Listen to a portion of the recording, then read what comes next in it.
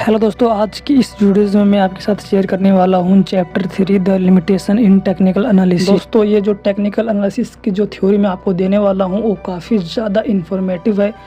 अगर आप उसे एक बार रीड करते हो तो आपके माइंड में एक बार अच्छे से बैठ जाएगा कि क्या होते हैं technical analysis.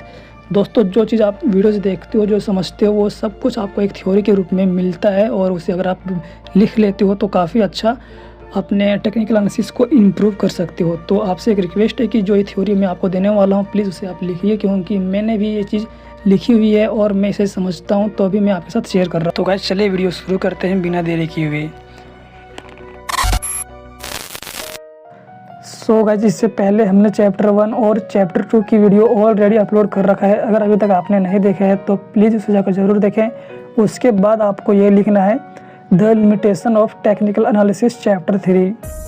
Technical analysis is based on the assumptions that market trends, which are derived from past price and volumes data, will continue into the future.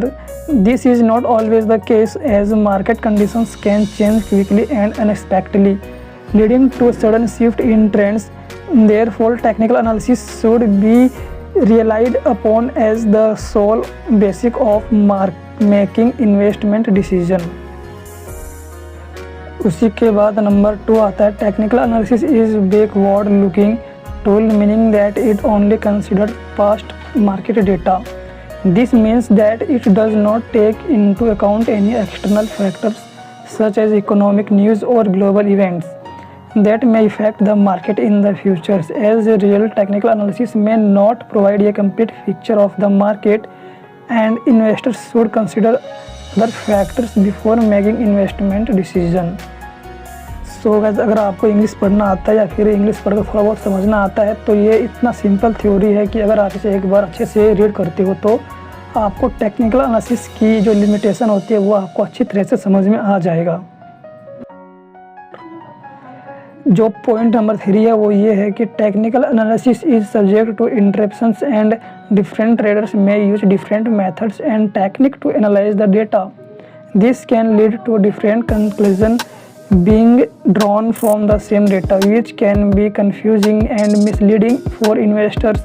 Therefore it is important to understand the assumptions and methods used in technical analysis and to consider multiple sources of information before making investment decision.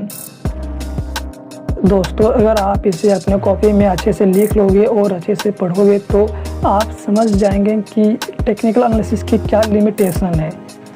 दोस्तों, अगर आप trading सीखने के लिए serious हैं तो please इस चीज़ को ज़रूर लिखिए, क्योंकि ये चीज़ आपको काफ़ी ज़्यादा हेल्प करेगा। क्योंकि वीडियोज़ अगर आप देखते हैं यूट्यूब पर तो वहाँ आपको टेक्निकल एनालिसिस के बारे में काफ़ी अच्छे से गाइड किया जाता है, लेकिन उसकी लिमिटेशन आपको अच्छे से नहीं समझाया जाता है।